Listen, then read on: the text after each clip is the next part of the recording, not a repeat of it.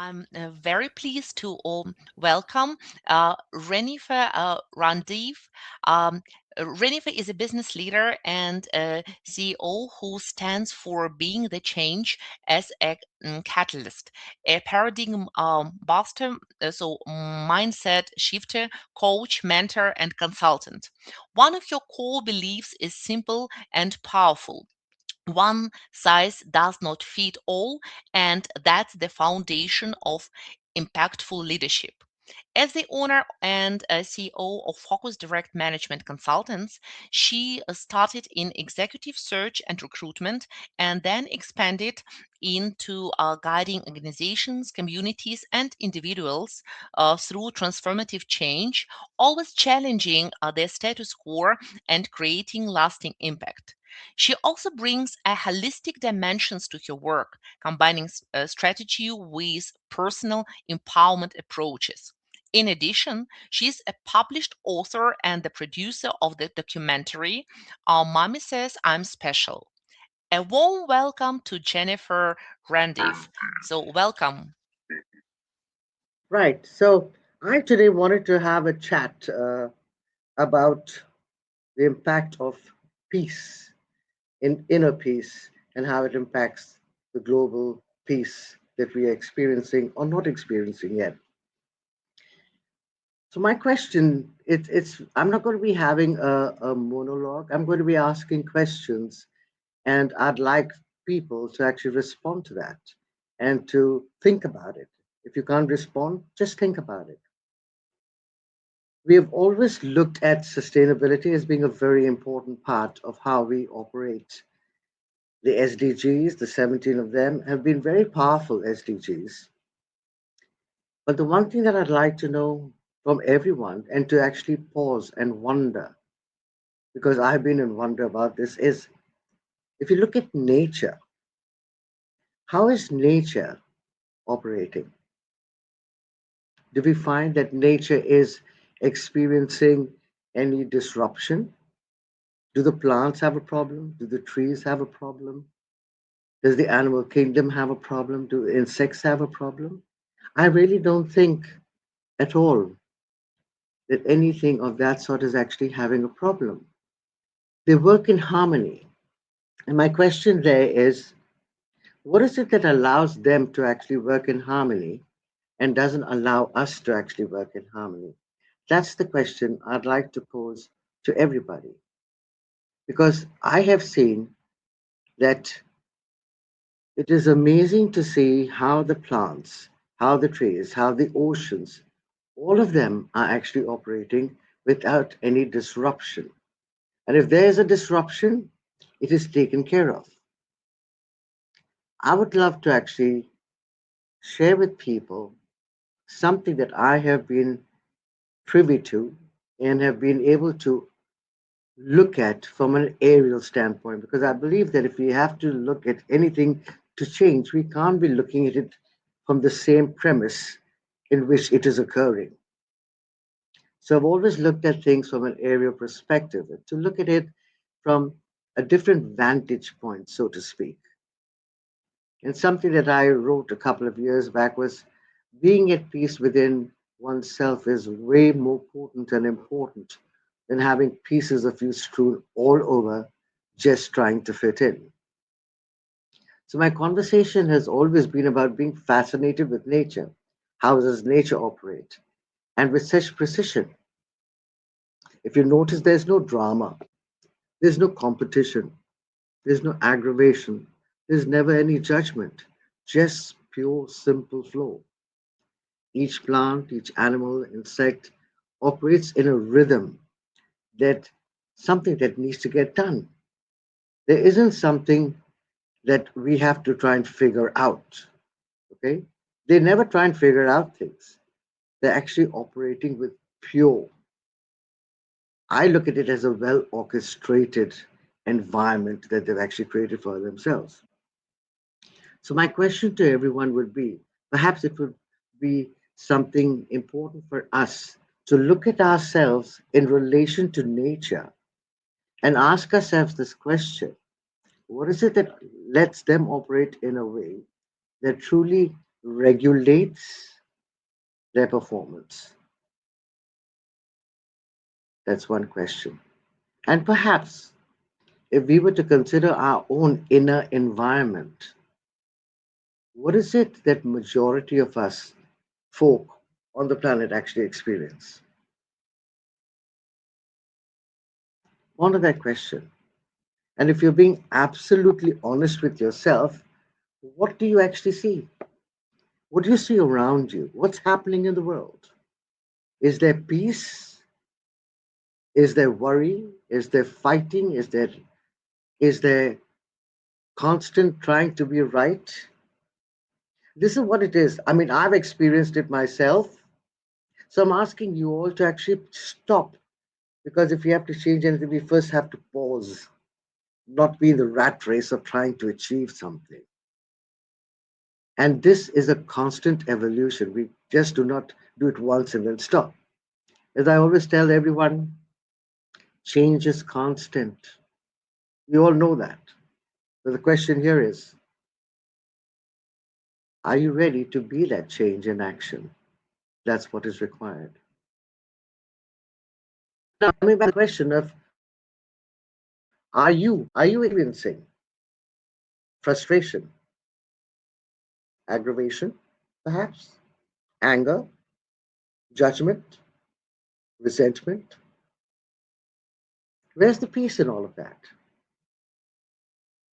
I'd like you all to actually stop for a moment and actually consider asking yourself that question and being absolutely, blatantly honest with yourself. We all know and we can all see tremendous amount of shifts that are occurring all around us. I know all of us are pretty aware. Don't you feel that? Don't you feel that things are not normal, or so-called normal? So then, are we evolving as a people? Is it that nudge for us to budge in the way that we approach things? I have heard some amazing conversations from the previous from the professor, because unfortunately I don't speak German, so I didn't really understand a whole lot of that. But some amazing stuff was discussed as to how to take things and shift things and do things from an educational perspective to awaken people's minds. But the question over here is, we have been trying to do that for a very long time. In fact, we've been trying to fix things. It has been successful to a certain extent, don't get me wrong. And I'm not here to share doom and gloom. But what I'm here to ask, to really come down to the hardcore situations that we face as a people, as humanity. Are we experiencing any change? Is it minimal or is it really like dynamic? Are the structures that we put in place before become antiquated? Are they old now? And are we willing to change that?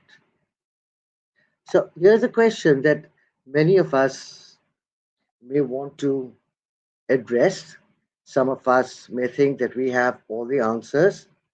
And guess what? Everything keeps shifting and changing all the time. So it's a little difficult for all of us to have the answers.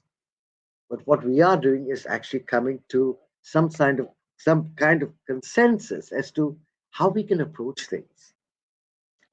So now, if you've been able to look at what is happening in our inner environment, is it peaceful? There's a lot of stuff people are doing nowadays, and it's helping to a great extent. But what if each one of us, in our individual capacity, is actually here to be the change in action? What does that actually incur? What does that require? How do we go about doing that? The first things that I have seen, and I can talk from experience because I've actually experienced being in an environment where I was in the middle of a war. a couple of years back,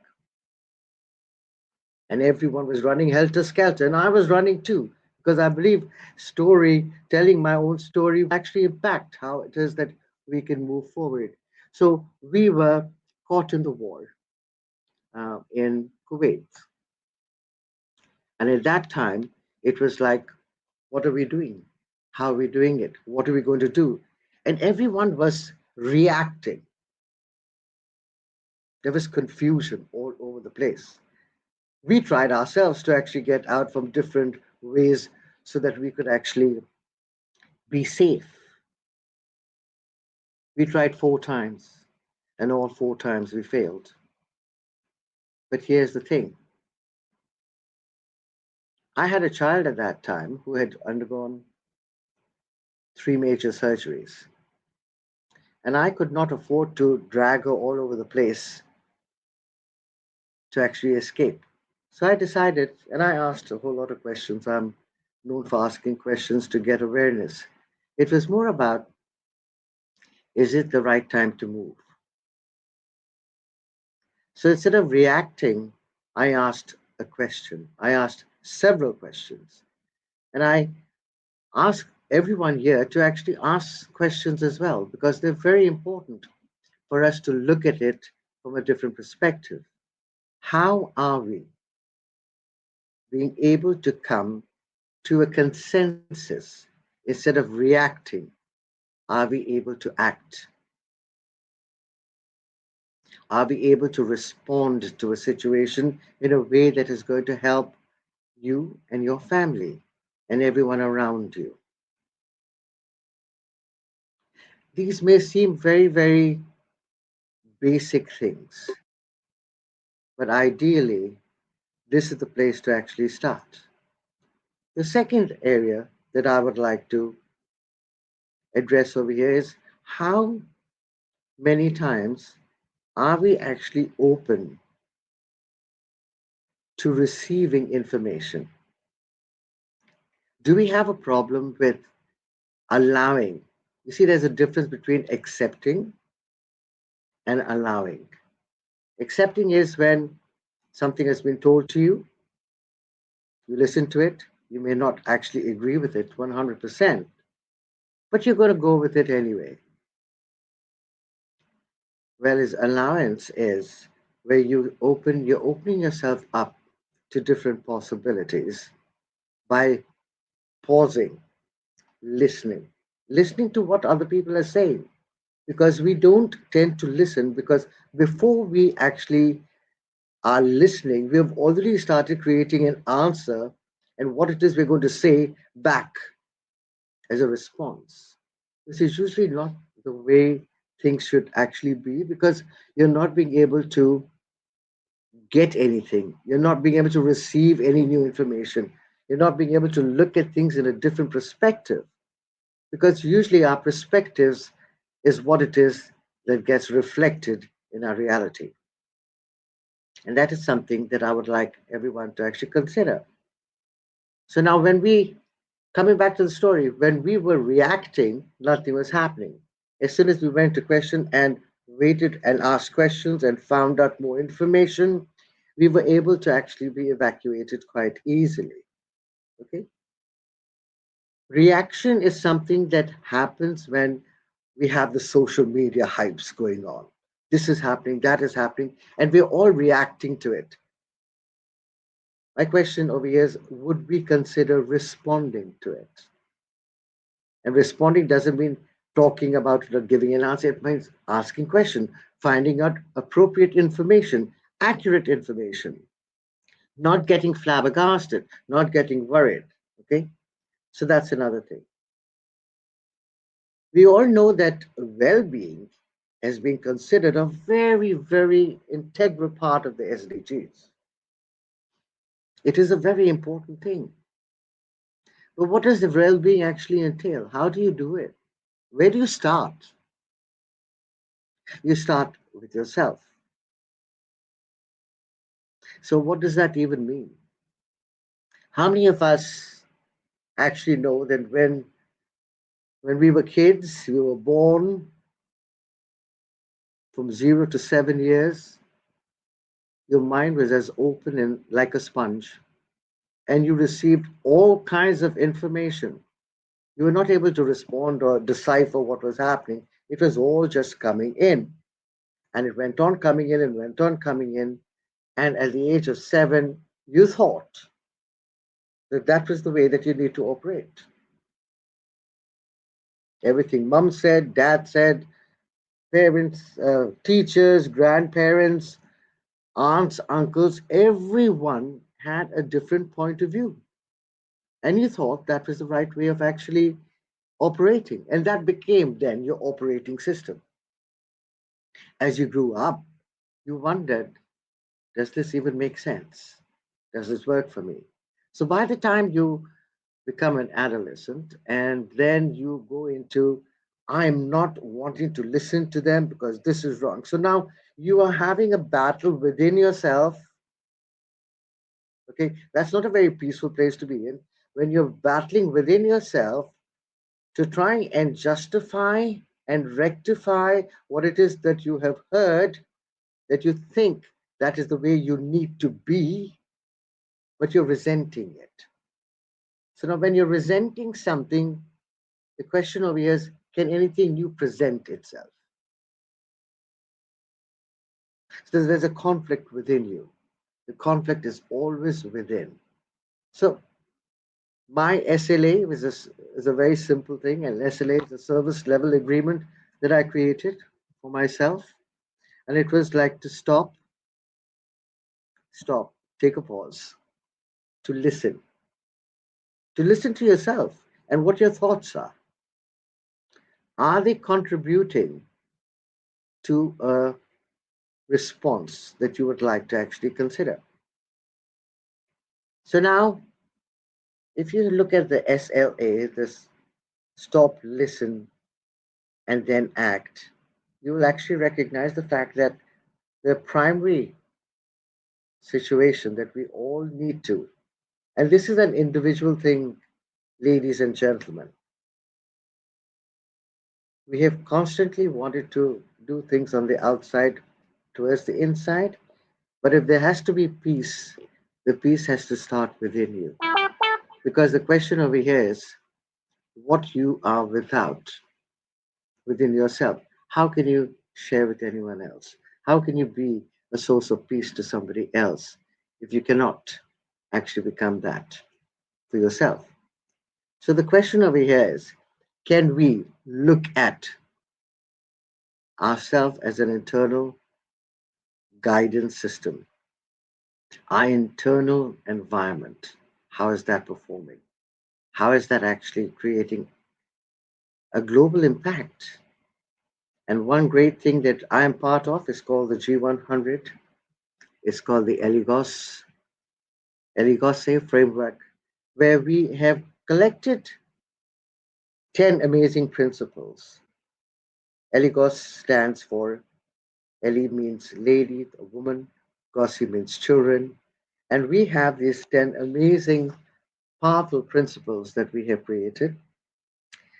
Eligos. So it is education, it's legislation, leadership, governance, ownership, security, solidarity, sustainability, and equality. And we've created something that actually impacts everyone and everything. We have taken into account how different cultures, how different countries would look at things differently because we are all unique and everything is absolutely different for every country.